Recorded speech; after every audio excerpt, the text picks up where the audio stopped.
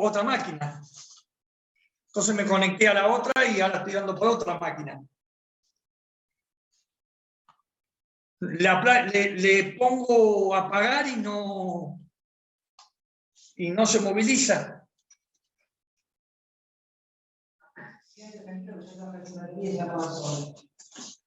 Sí.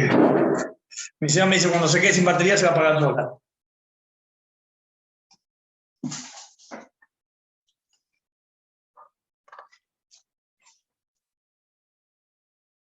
No puedo visualizar el cursor del mouse. ¿Lo ven? No lo ven, lo digo. Quiero mover el cursor del mouse y no lo puedo. No lo visualizo en la pantalla.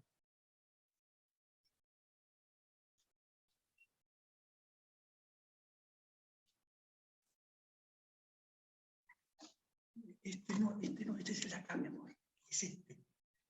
Se te tildó. Dejala que se le acabe la batería y se apague solo. Sí, pero.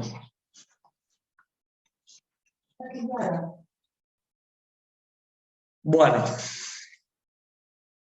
vamos a empezar.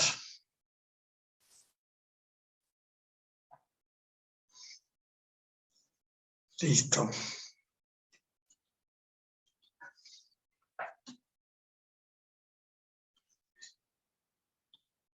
Esperen un ratito. Muy accidentada esta clase.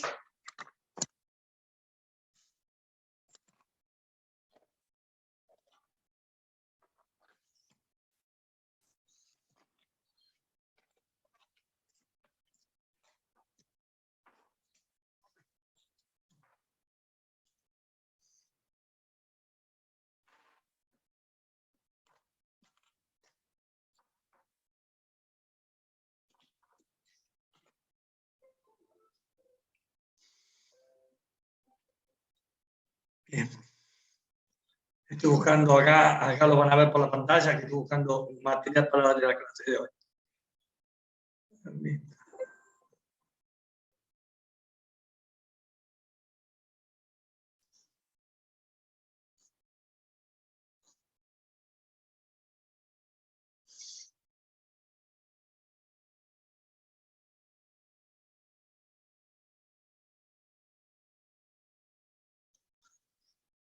Bien, ya va, ¿eh?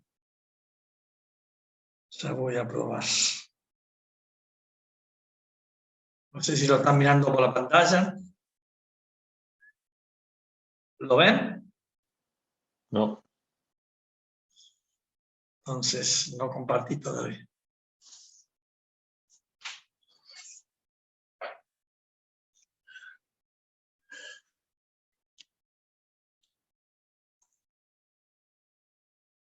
Esperen un poquitito, por favor.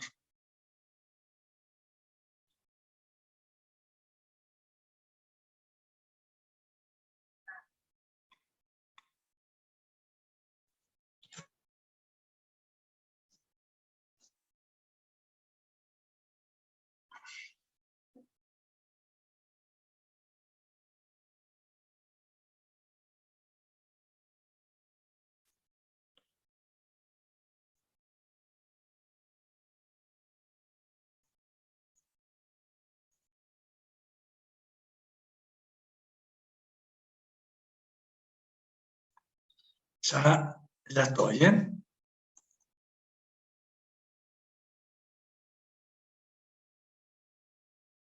Ya estoy.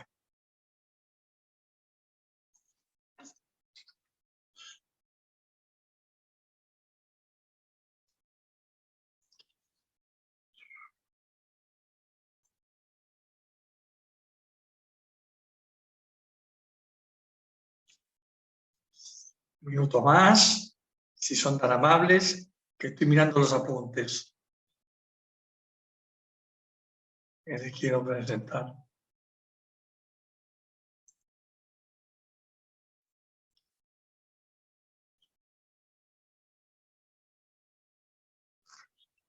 Ahí está, listo. Bueno, ahora muestro esto, cierro acá. y tengo que marcar compartir. ¿Ustedes están viendo la pantalla? Todavía no. Lo que está compartiendo no. Los que estoy mirando en mi pantalla no lo ven. No.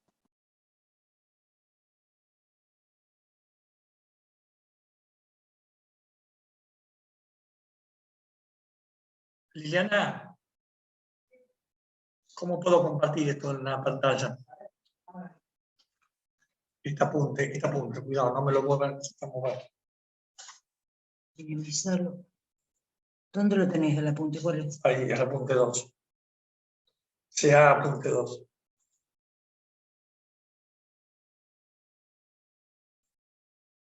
Este.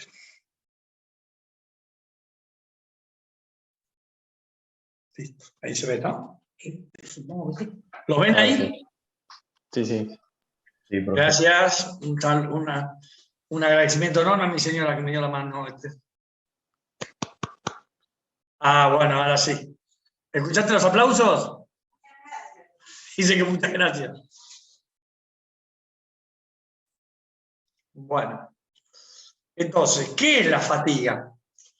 Dice, la fatiga es un proceso de degeneración de un material sometido a cargas cíclicas de valores por debajo de aquellos que serán capaces de provocar su rotura mediante tracción.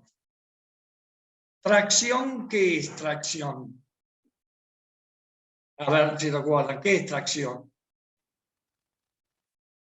Mediante es decir, la fatiga es un proceso, dice, de degeneración de un material, o sea, que el material se degenera, es decir, que cambia su característica, ¿sí? El material, y que está sometido ¿a quién? Ese material.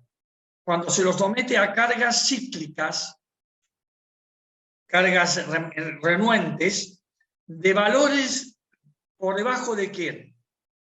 De aquellos que serían capaces de provocar su rotura mediante la tracción.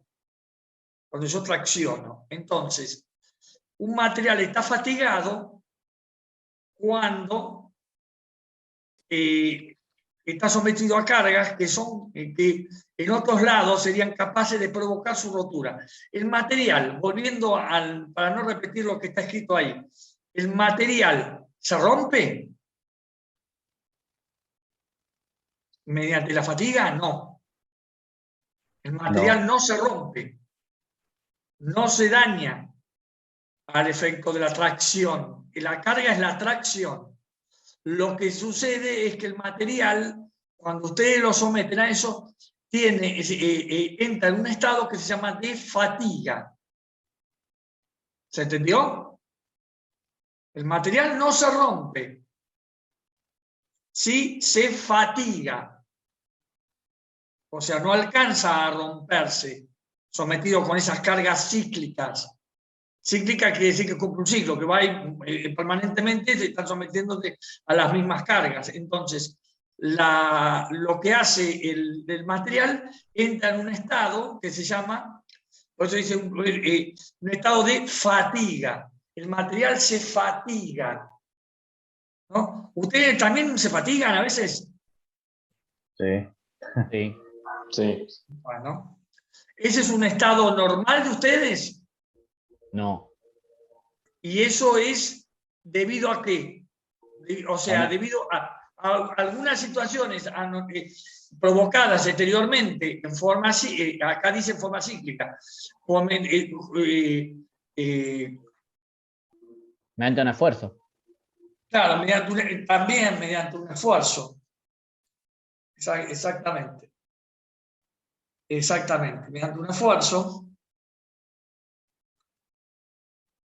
se someten a fatigas.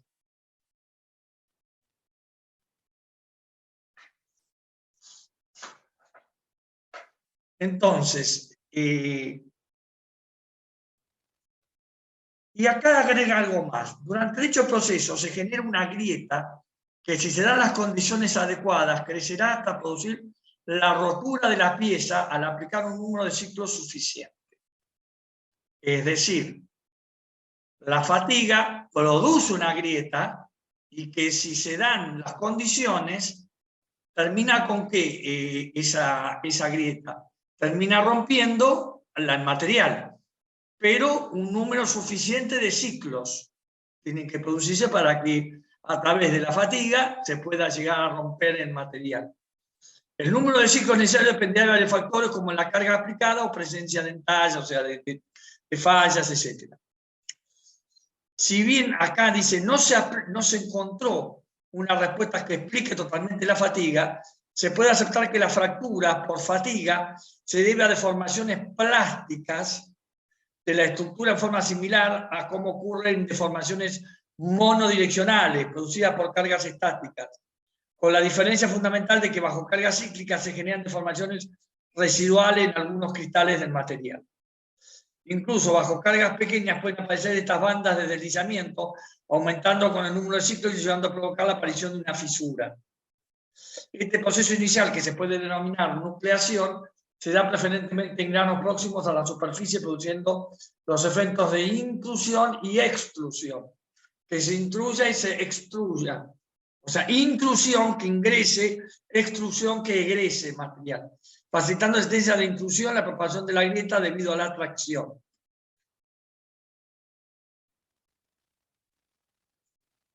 Después, la siguiente fase, la de crecimiento de la grieta, que puede a su vez dividirse en dos fases. La primera supone el crecimiento de una grieta corta en pequeña distancia del tamaño de pocos. Del tamaño de pocos.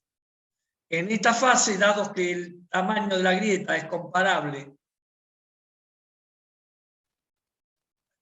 pequeña distancia del tamaño de... La primera fase es de crecimiento de una grieta corta en pequeñas distancias del tamaño de poros, no pocos, poros. En esta fase, dado que el tamaño de la grieta es comparable a los elementos característicos de la microestructura material, dicha microestructura, tamaño de grano, orientación, afecta en gran medida al crecimiento de la grieta. O sea, la microestructura no la deja crecer en la primera fase. En la segunda consiste en un crecimiento de la grieta normal al plano principal de tensiones.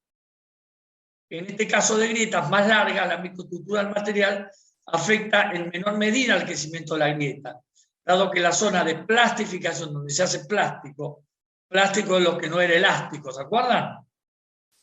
Creada por el propio crecimiento de la grieta, es mucho mayor que las dimensiones características de la microestructura.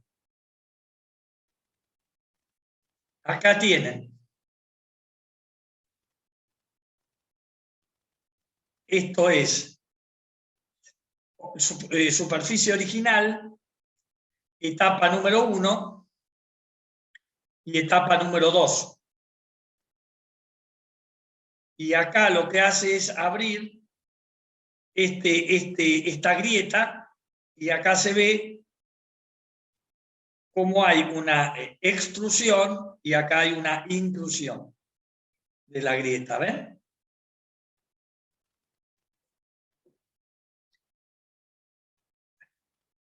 La nucleación junto con la fase 1 suele denominarse proceso de iniciación de la grieta. Esto, la nucleación.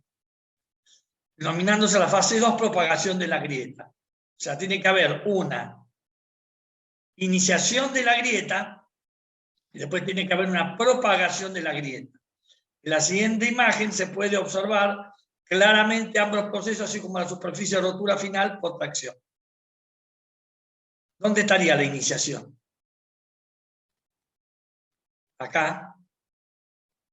Después la propagación y la finalización. No es posible poner límite claro entre la longitud de la grieta, de iniciación y propagación, ya que dependen de cómo se define.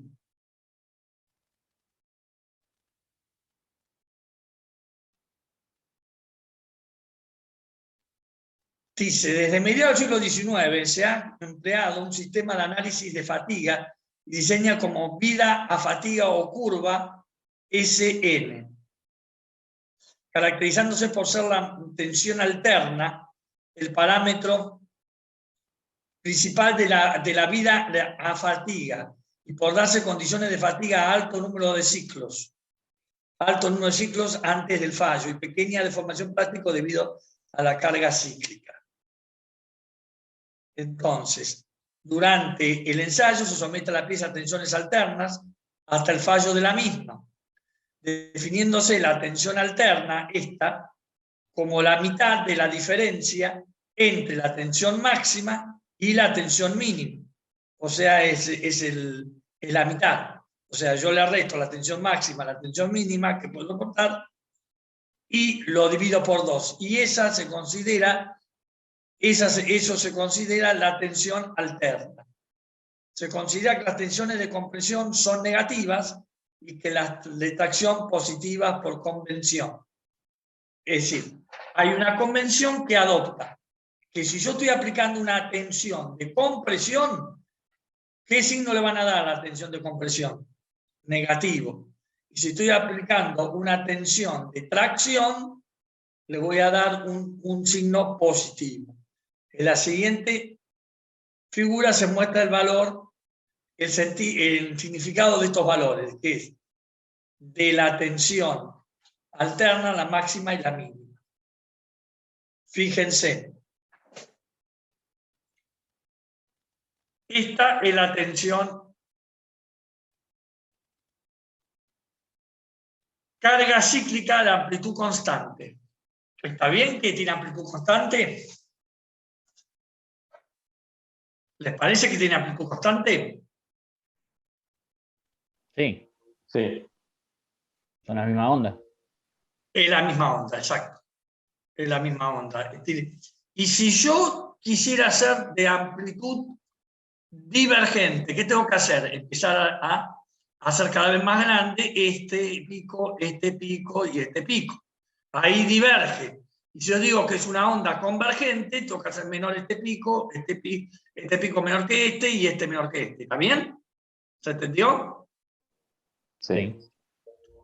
Entonces, Sí, sí. durante los ensayos, la variable independiente controlado de la tensión aplicable, siendo la variable dependiente el número de ciclos. Claro. Esta es la tensión y este es el número de ciclos. Al número de ciclos lo considera la variable independiente y a la tensión la variable dependiente. Entonces, en este caso, además se define la tensión media, claro, como la tensión máxima menos la tensión máxima, que es esta, menos la tensión, la tensión máxima, que es esta, más la tensión mínima, dividido 2. Porque si fuera menos, y las dos tensiones son iguales, 0 dividido 2 daría infinito. ¿Está bien?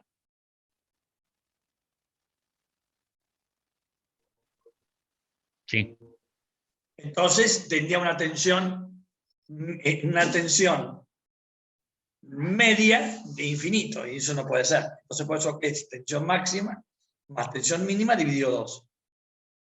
Normalmente se realizan ensayos con tensiones media nula, es decir, con tensiones oscilando entre la tensión SA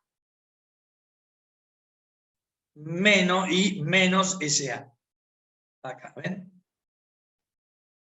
SA menos SA. Finalmente se definen dos parámetros conocidos como coeficiente de asimetría de la carga R y amplitud. La tensión mínima dividido la tensión máxima me da la simetría de la carga. O la simétrica es la carga. Y la tensión alterna menos, dividido, perdón, la tensión mínima me daría la amplitud. Es correcto eso, ¿no? ¿Les parece que es correcto? Sí. ¿Cuál le da latitud, dice usted? La amplitud es la tensión SA. ¿Qué era la tensión SA? La tensión alterna, la que se va alternando. Esto es lo que es SA. Eso quiere decir. ¿Ven que se va alternando la tensión? Acá es positiva, después se hace negativa, después se hace positiva, Sí. después se hace negativa. Entonces, acá, la amplitud es la tensión alterna dividido la tensión mínima. Eso va a dar la amplitud. Entonces, normalmente se utilizan distintos valores de SA, de amplitud, y de R. ¿Qué era R? La simetría de la carga. Con R igual a -1, empleando probetas preparadas de la misma manera. Los resultados de dichos ensayos se representan en una escala logarítmica en la que aparecen adoptando la forma de una recta aproximadamente. Es decir, utiliza esa convención así para poder representarlo en una escala logarítmica y que le dé una recta. Acuérdense que siempre se busca que sea una recta porque es más fácil determinar valores dentro de una recta. ¿No les parece? En el caso de materiales con un límite de fatiga, aparece un tramo final horizontal que es el citado límite de fatiga. Y en el caso del material que se está estudiando, no. Y que en el caso del material que se está estudiando, no aparece. Claro, ¿qué significa? Que el límite de fatiga, no, un límite de fatiga, un tramo horizontal, que significa que ese límite para el material no tiene límite de fatiga. Y no va a aparecer el límite de fatiga para ese material. Los resultados se aproximan mediante los mínimos, mediante mínimos cuadrados a una expresión de esta forma. La tensión alterna es igual a esto es la fricción, 2 veces n, el coeficiente de fricción, elevado a la b.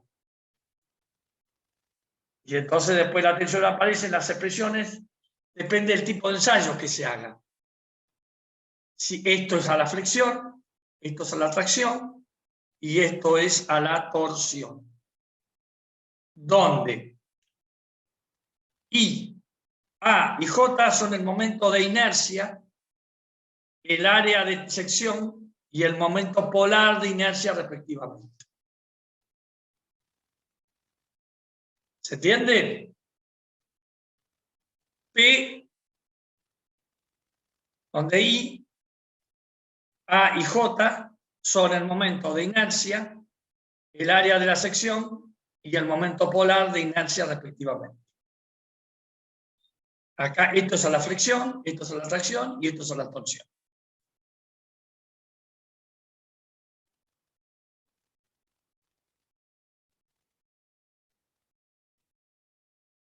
Bueno, después acá les dice, por esta razón es que a la realizar un tratamiento estadístico de la curva Sn a fin de obtener una expresión que se aproxime el comportamiento a la fatiga del material a una recta de escala logarítmica. Se establece como guía el número de ensayos que es necesario realizar. O sea, pueden ser de 6 a 12 muestras para obtener datos preliminares y de 12 a 24 para tener diseños fiables, o sea, confiables a partir de los resultados. Esa quiere decir la cantidad de muestras que ustedes eligen. En esta curva, atención, N, que era N, a ver si... ¿Se acuerdan que era N? Número de ensayos, ¿no?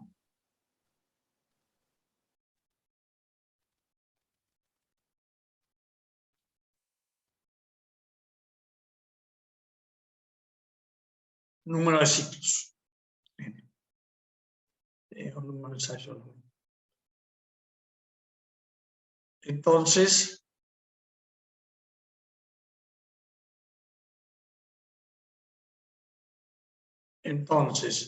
se define entonces el porcentaje de replicación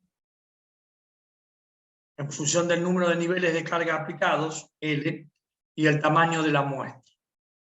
Entonces, ¿cuántas veces debo replicar yo el ensayo? en función del número de niveles de carga aplicada, que es L, y en función del tamaño de la muestra. Entonces, acá te dice que si yo tengo un ensayo preliminar, este PR tiene que ser entre 17 y 33. Es por ciento de replicación. ¿Qué significa por ciento de replicación? ¿Qué es el porcentaje de replicación? La cantidad de veces que debo yo repetir el ensayo.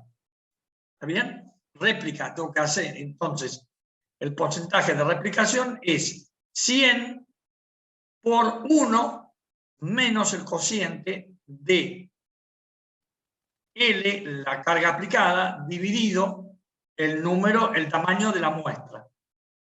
El número, es decir, el tamaño de la muestra, NS.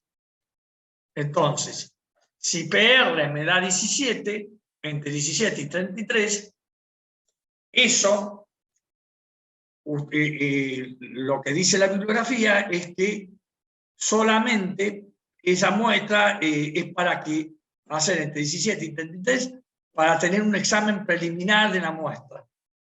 Si yo quiero hacer investigación y desarrollo, yo necesitaría repetir el ensayo entre 33 y 50 veces. Si yo necesito utilizar esos ensayos para hacer esos resultados, para hacer un diseño, yo tendría que hacer entre 50 y 75 veces. Replicarlo, repetirlo. Y si yo quiero tener un examen confiable o fiable, tendría que repetirlo entre 75 y 88. Los resultados obtenidos de dichos ensayos se aproximan mediante mínimos cuadrados a una expresión del tipo de las presentadas anteriormente y se obtienen intervalos de confianza para indicar la fiabilidad de los resultados. ¿Se entendió eso último? Los resultados obtenidos de dichos ensayos se aproximan mediante cuadrados mínimos a una expresión del tipo de las presentadas anteriormente, de estas. Y se obtienen intervalos de confianza para indicar la fiabilidad o certeza de los resultados.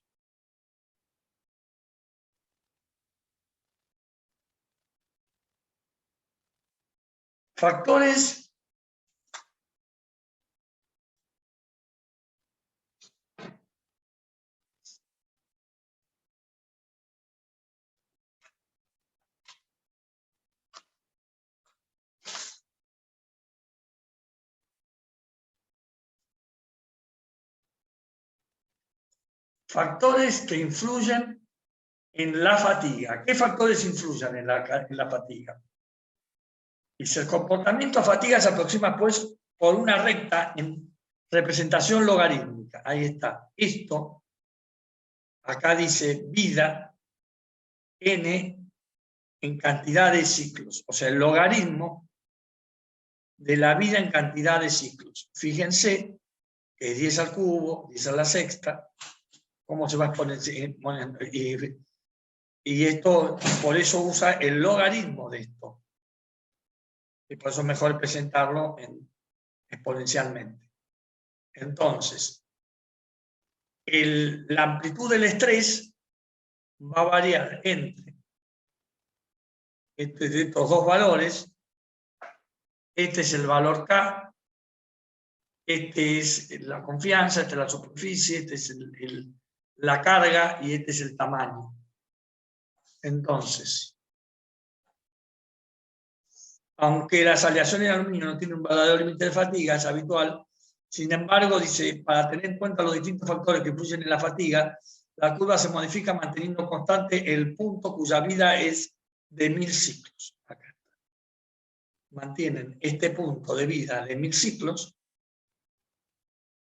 y la curva se modifica manteniendo constante el punto de vida de 1000 ciclos y se modifica el límite de fatiga de acuerdo a ciertos factores.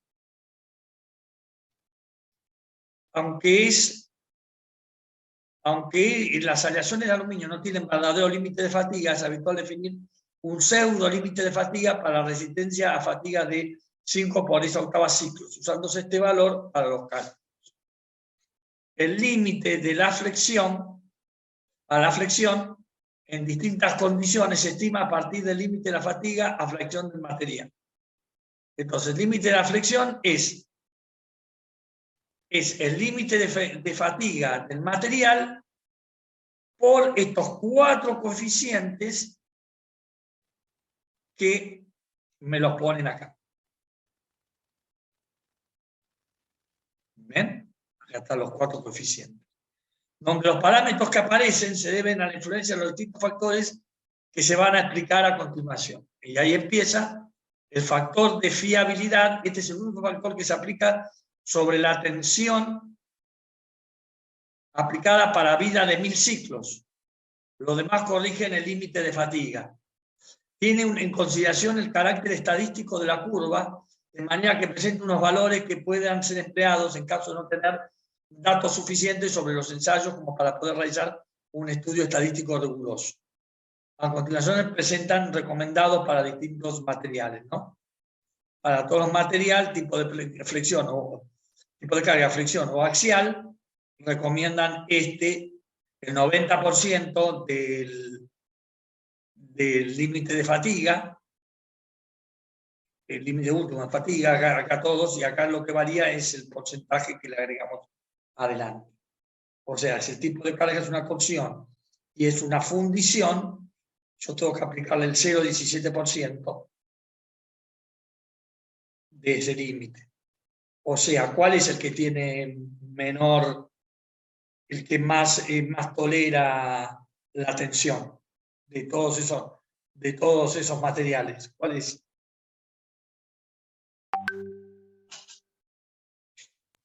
¿El acero? No, yo digo, el que más tolera. ¿Qué significa que más tolera? Que tengo que multiplicarlo por un coeficiente más chiquito.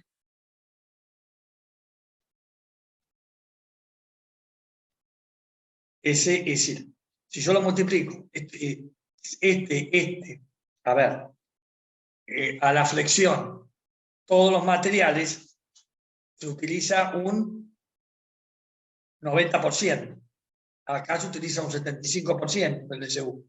Acá se utiliza un 72% del LSU. Acá se utiliza un 63% del LSU.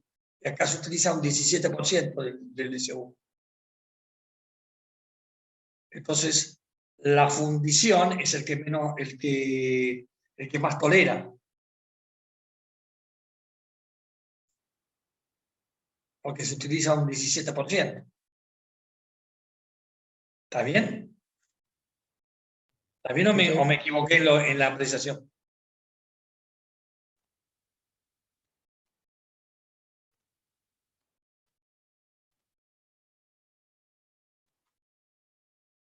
La tensión de carga acá es el 90% y acá es el 17%.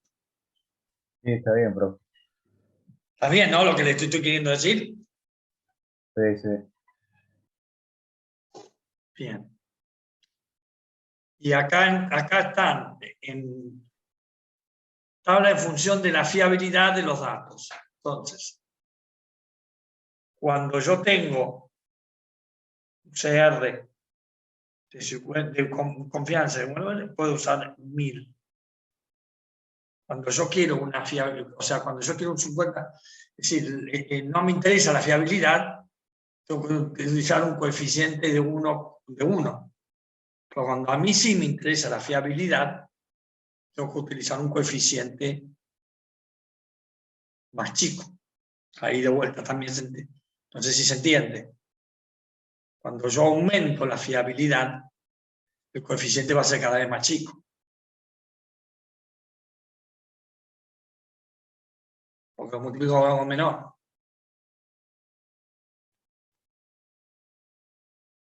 Factores por el tipo de carga en el límite de fatiga. ¿Se entendió? Si yo quiero casi 1 de fiabilidad, le tengo que poner un coeficiente alto o un coeficiente chico. coeficiente. Uno chico. Claro. Ahí está. Por eso viene en este sentido. Factor por el tipo de carga en el límite de fatiga. Habitualmente los ensayos para determinar la vida a fatiga se realizan con cargas de flexión. Sin embargo, las piezas son solicitadas con otro tipo de cargas que hay que tener en cuenta. Para una misma tensión nominal máxima en flexión y con carga axial, el material se ve más afectado por la fatiga en caso de carga axial. En el caso de carga axial. Si para una misma tensión nominal máxima en flexión y con carga axial, el material se ve más afectado por la fatiga en el caso de la carga axial. Por esta razón, cuando se trata de cargas axiales, se aplica un coeficiente que varía entre 0,7 y 0,9 en función de si existe cierta excentricidad en la aplicación de la carga. Claro, que la carga no sea concéntrica, sino que sea excéntrica, que sea parte del centro de la carga, del centro de la pieza. Eso es lo que quiere decir. Por esta razón, cuando se trata de cargas axiales, se aplica un coeficiente que varía entre 0,7 y 0,9 en función de que si existe cierta excentricidad en la aplicación de la carga. Entonces acá vienen, es decir, axial pura, el coeficiente va a ser 0,9. Axial excéntrica, 0,7. Flexión, 1. Para torsión, 0,58. Y para torsión en acero, 0,58. Y para torsión en fundiciones, 0,8. ¿Se entendió ahí la diferencia?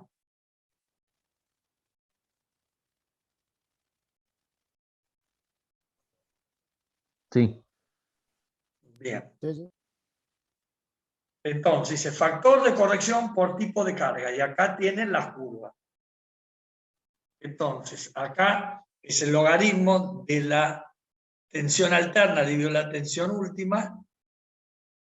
Y acá las curvas que dan torsión axial no excéntrica y bending. Me olvidé que es bending. Bueno, discúlpenme, lo voy a buscar. Factor por acabado superficial en el límite. Tienen que buscar que es bending, ¿eh?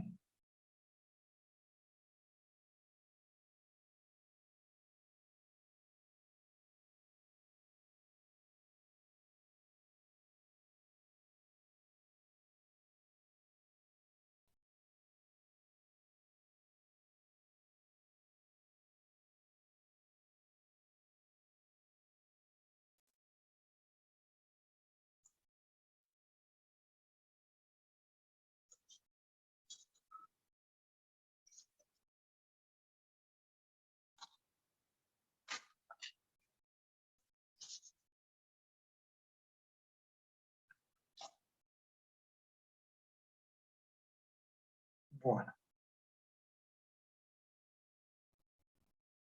Factor por acabado superficial. Quería buscar que era bending, pero bueno, se lo debo para la semana que viene. Dado que las grietas suelen iniciarse en la superficie, el estado de esta es muy importante, ya que en caso de que existan concentradores de tensión, se facilita la aplicación de grietas. Eso se entiende. Estos fallos en la superficie pueden estar en forma de irregularidades que actúan como entallas o en forma de tensiones residuales. Los tratamientos superficiales pueden generar tensiones residuales en la superficie del material que pueden actuar reduciendo o aumentando en caso de tensiones residuales de compresión la resistencia a fatiga. En general, el acabado superficial influye más en el caso de ensayos a alto número de ciclos, donde la iniciación de la grieta tiene más importancia. Esta es superficie, esto es rugosidad de la superficie en micrones. Acá va aumentando. Y esto es una tensión, porque lo vimos en megapascales. Y esto es el factor de superficie. Entonces, factor de corrección por rugosidad superficial. Entonces entran por la última tensión, cortan en el factor de rugosidad y sacan la tensión superficial. ¿Ven? Ahí salen así. Supónganse que es esto acá, esto 980. Cortan, si este fuera el factor de rugosidad de ustedes, 25, y acá sacan el factor de superficie. 0,6. Y este es otro.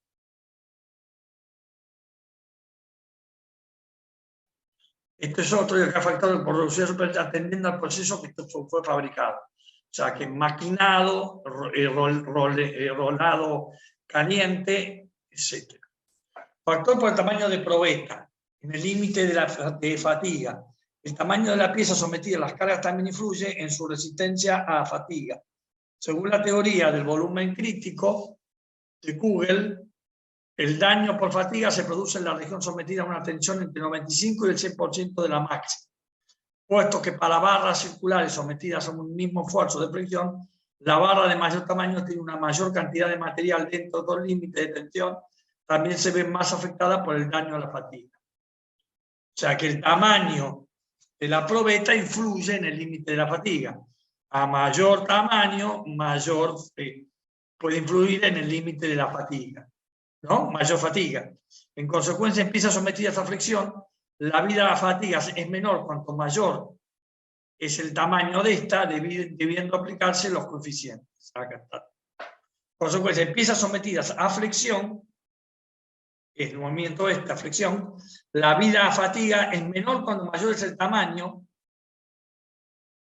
La vida a fatiga es menor cuando mayor es el tamaño de esta. O sea, a mayor tamaño, la vida a fatiga es mucho más chica y se tienen que aplicar estos coeficientes, donde D es el diámetro de la pieza. ¿Se entiende esto?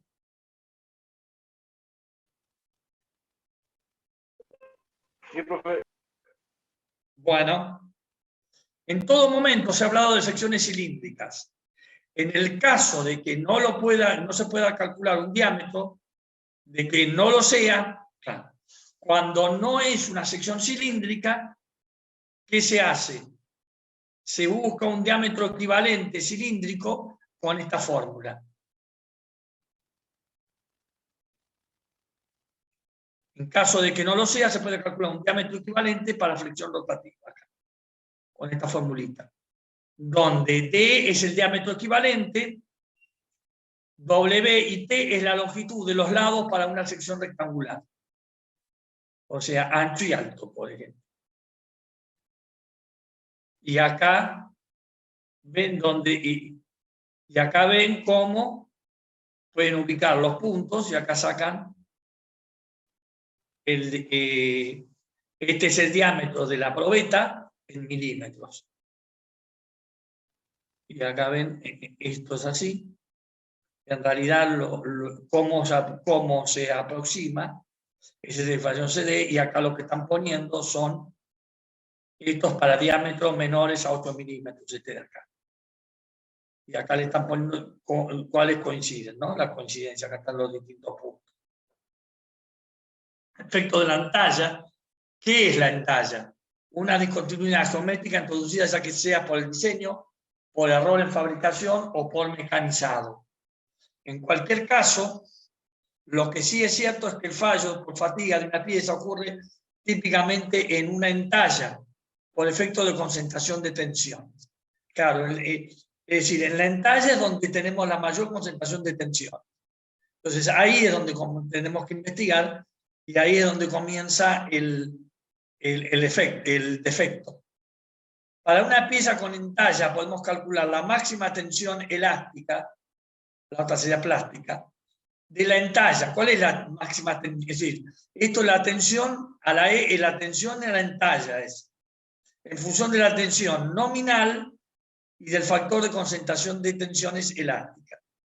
Entonces, el producto de la tensión nominal por el factor de concentración de tensión elástica me da, el factor de concentración de tensión elástica me da ¿quién? Me da la máxima tensión elástica de la entalla, la máxima tensión elástica que puede soportar la entalla. Y va a ser el producto tanto de la tensión nominal, esto no es superficie, esto es tensión nominal, y el factor de concentración de tensiones elásticas. O sea, para que a mí me dé una tensión, tengo que multiplicar dos tensiones. Y el factor de concentración de tensiones elásticas. Estas no son dos tensiones. Esta es la tensión y este es el factor de concentración de tensiones. Entonces me da otra tensión. Esta es la tensión nominal de mi material, este es el factor de concentración de tensiones, entonces me da la tensión elástica.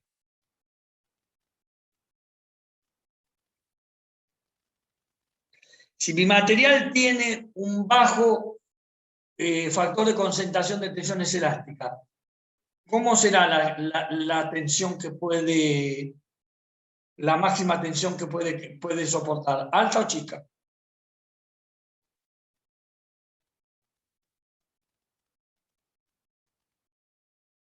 Esta es su tensión nominal. Y este es el factor de concentración. ¿Y esta cuál sería? La máxima tensión elástica que soporta, ¿no? Sí. Entonces, ¿qué sucede? Si yo tengo una alta tensión nominal, la tensión la máxima tensión de entalla va a ser chica o va a ser grande. Va a ser grande. Grande. Perfecto. Si yo tengo un factor de concentración elástico chico, el K, la tensión de entalla va a ser alta o chica o baja. No va a ser baja. Exacto, exacto. Entonces, lo que acá es, entonces, es importante ver ambos, ¿no? Yo puedo tener la máxima tensión elástica de la entalla, yo puedo tener, está en función de, yo puedo tener una alta tensión nominal, pero si tengo un bajo factor de concentración de tensiones, me va a dar una tensión baja. Y viceversa. Bueno, y si yo tengo un alto factor de concentración, pero la tensión nominal es chiquita, voy a tener una tensión baja. ¿Está bien lo que hice?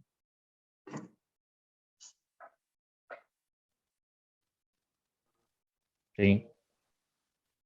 Bien.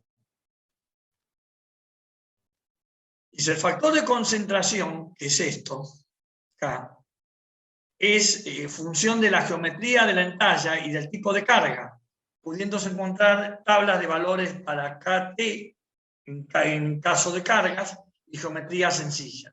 En caso de carga o geometría más compleja, se puede determinar esto directamente mediante análisis de elementos finitos. En principio podría pensarse que la vida-fatiga de un componente entallado respecto al de no entallado debería reducirse al factor K. Sin embargo, no es así, aparece un nuevo factor, KF, que se define como el coeficiente del límite de fatiga para el componente sin entalle, dividido por el componente entallado. ¿Sí? Siguen agregando más factores. KF es menor o igual que K de entalla, siendo la diferencia mayor, y por lo tanto menor el valor de KF, cuando menor sea el radio de la entalla. Y la tensión última de rotura. Entonces, se define el valor de sensibilidad a la entalla como XF menos 1 dividido, es decir, XF que era XF. Miren acá. Un nuevo factor en talla. ¿Qué es XF? El factor de concentración XF, ¿qué era?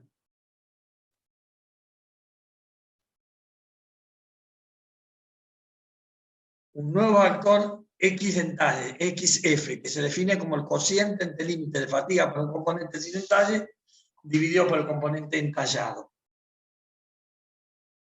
Ahí está. Entonces, yo resto a 1 ambos, y esto que me tiene que dar la sensibilidad. Esto tiene que estar comprendido, este Q, entre menor o igual a 0 o 1. Sí. ¿Qué pasa si K vale 1? Entonces, ambos son iguales, estos dos K. Si me da igual a 1. Ambos son iguales. ¿Está bien eso? Sí. Porque si ambos le resto 1, son iguales. Esto va a ser igual a esto, significa que esto es igual a esto. Se dice que el material es totalmente sensible a la entalla, sino no sensible a la entalla cuando ¿quién? Cuando Q vale 0. Cuando este vale 0, no es sensible a la entalla. Esta sensibilidad a la entalla depende también de la dureza del material y del radio de la entalla, aumentando la primera al hacerlo las otras dos. Entonces, acá ven que aumenta una y aumentan las otras dos. Aumentando. Lo anteriormente explicado se aplica al límite de fatiga. Para tensiones por encima de dicho límite, la sensibilidad en entallas puede ser menor que para el límite de fatiga. En estos casos se define un factor de sensibilidad a la entalla a 1000 ciclos empíricamente de la siguiente manera, donde este es el factor de reducción de la vida a 1000 ciclos y este es el factor de reducción de la vida en el límite de fatiga. O sea, acá cuando trabajó en 1000 ciclos, cuando lo hizo al límite de fatiga. En la siguiente figura se muestran valores. Acá está. Esto es para el aluminio, esto es para el magnesio y esto es para el acero. Y acá es a partir de estos datos por calcular la vida de un componente entallado de dos maneras diferentes, siendo la primera de ellas calculando la tensión de entalla mediante la multiplicación de la tensión nominal por un factor de reducción de la resistencia a la fatiga, determinado de la siguiente forma. Bueno, por logaritmos lo calculan, ¿no?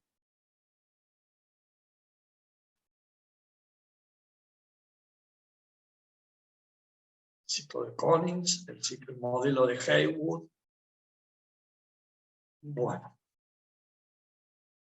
Bueno, gente, dejamos acá. No hay problema. Bueno. Dale, profe. Bueno, profe, no hay problema. ¿Está bien? Sí. Sí, sí. Listo. Así descansamos un poquito porque el día fue bravo y hay que, no se puede agregar conceptos para hacer un tiempo. Eso para mí no es docencia, agregar conceptos y conceptos y conceptos y conceptos que al final no se termina entendiendo nada. ¿No les parece? Listo, profe. Listo, profe. Ok. Bueno, acuérdense que quedamos acá. Página 19. Bueno, Eso también perfecto, anotamos. profe. Nos vemos el martes que viene, entonces. Hasta luego, un abrazo. Nos vemos. Chao. Chao, buenas noches. Chao, buenas noches. Chao, hasta luego.